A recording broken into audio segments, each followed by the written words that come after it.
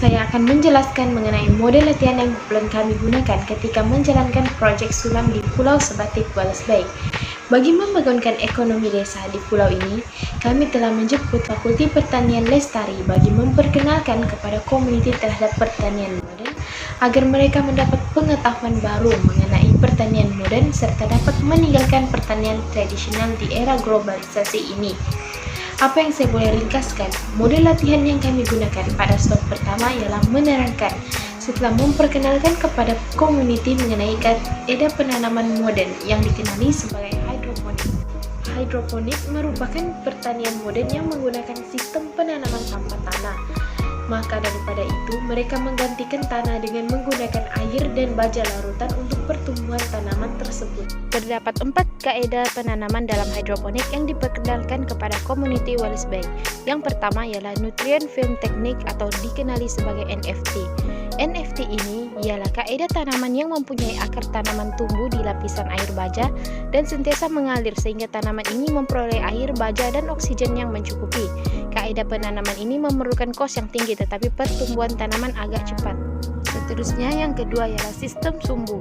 Ini adalah larutan nutrien yang ditarik oleh tumbuhan daripada bekas nutrien. Kelebihan menggunakan sistem sumbu ini ialah lebih murah dalam kaidah hidroponik dan tidak bergantung kepada elektrik serta rawatan yang mudah sebab tidak perlu membuat siraman tanaman.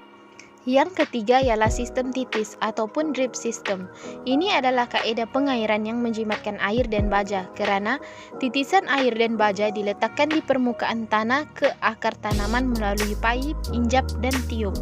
Yang terakhir ialah sistem aliran dan EBB. Sistem ini dikatakan lebih mudah untuk dibina dalam aktiviti pertanian kerana dengan tanaman lebih mudah dikeluarkan untuk ditanam ke peringkat seterusnya seperti ke tanah ataupun mana-mana tempat tanaman yang diinginkan. Di slot ini, pihak FBL turut menerangkan media yang boleh digunakan untuk menggantikan tanah dalam tanaman.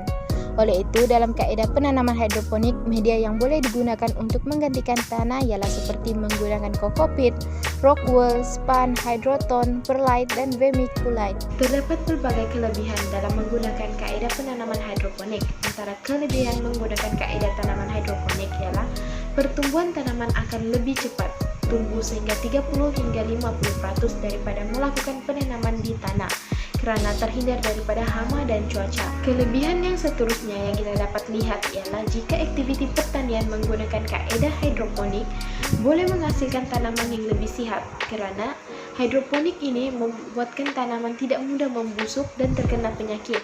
Hasil tanaman lebih sihat dan berkualiti disebabkan kaidah hidroponik kurang menggunakan bahan kimia, tidak seperti tanaman yang ditanam di tanah. Jika masih mengamalkan pertanian tradisional, maka mereka perlu mencari tanah yang subur untuk menanam tanaman, kerana tidak semua tanaman boleh tumbuh di tanah yang tidak subur. Oleh itu, jika menggunakan pertanian modern dengan menggunakan kaidah hidroponik, maka para petani tidak perlu menggunakan tanah, sudah mampu menghasilkan tanaman-tanaman yang berkualiti. Secara kesimpulannya, semua petani perlu beradaptasi dengan sistem dalam pertanian modern dengan mengaplikasikan kaidah penanaman seperti hidroponik bagi menghasilkan tanaman yang lebih berkualiti dan cepat.